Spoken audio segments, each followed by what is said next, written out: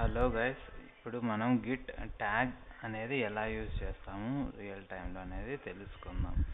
So tag అనేది ఎందుకు use చేస్తామంటే, ఇప్పుడు సపోజ్ ఇప్పుడు ఒక టీషర్ట్, ఫర్ ఎగ్జాంపుల్ ఒక టీషర్ట్ తీసుకుంటే దానికి ప్రైస్ ట్యాగ్ అనేది డిసైడ్ చేస్తాం. అంటే ఒక షర్ట్కి ఒక ప్రైస్ ట్యాగ్ డిక్లేర్ చేస్తే మనం ఆ ప్రైస్ని మళ్ళీ వేరే షర్ట్స్ కూడా అదే ప్రైస్ మనం పెట్టలేం కదా. సో దానికంటూ ఒక కోడ్ వస్తుంది, క్యూఆర్ కోడ్ అని, లేకపోతే ఒక కోడ్ వస్తుంది. సో బార్ కోడ్ వస్తుంది. ఆ బార్ కోడ్ని బేస్ చేసుకొని అది ఏ కంపెనీలో తయారైంది, ఏ క్వాలిటీ వాడినారు, ఎప్పుడు తయారైంది అనే డీటెయిల్స్ అన్నీ వస్తాయి. కాబట్టి సో మనం వెంటనే ఈజీగా తెలుసుకోవచ్చు అన్నమాట. అట్లాగే మనం గిట్లో ట్యాగ్ ఎందుకు యూజ్ చేస్తామంటే, so at some point of టైంలో గిట్ కోడ్ అనేది స్టేబుల్ అయినప్పుడు మనం గిట్ ట్యాగ్ యూజ్ చేసినట్లయితే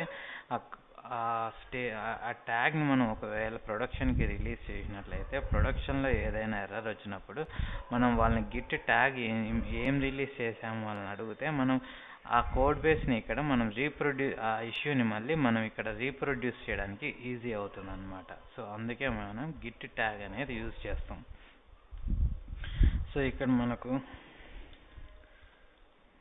1 లైన్ అని కొడితే మన దగ్గర ఆల్మోస్ట్ 1 2 3 4 5 6 7 8 ట్యాగ్స్ 8 ఉన్నాయి అన్నమాట.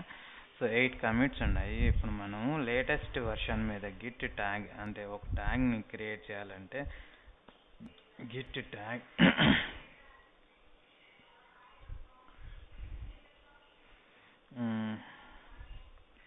ట్యాగ్ 1.0 అని టైప్ చేస్తాం. సో ఇప్పుడు మనం ట్యాగ్ క్రియేట్ అయిందా లేదా అని ఎలా చెక్ చేస్తామని, ఇప్పుడు ఇక్కడ మీరు చూసినట్లయితే ఇంతకుముందు ఇక్కడ ట్యాగ్ అనేది కనపరాలేదు. సో నేను ఈ కోడ్ బేస్ మీద, అంటే ఈ లేటెస్ట్ కమిట్ ఐడి మీద ట్యాగ్ 1.0 అనేది క్రియేట్ అయినా ఇప్పుడు ఫర్ సపోజ్ ప్రొడక్షన్లో ఏదన్నా ఇష్యూ వస్తే ఈ ట్యాగ్ 1.0ని నేను లోకల్లో రీప్రొడ్యూస్ చేసి డెవలపర్స్కి ఇస్తే వాళ్ళు ఫిక్స్ చేసి మళ్ళీ మనము కొత్త ట్యాగ్ని అనేది క్రియేట్ చేస్తాం అన్నమాట. ఈ విధంగా మనము ట్యాగ్స్ అనేది క్రియేట్ చేస్తాం గిట్ హబ్లో. Thank you guys.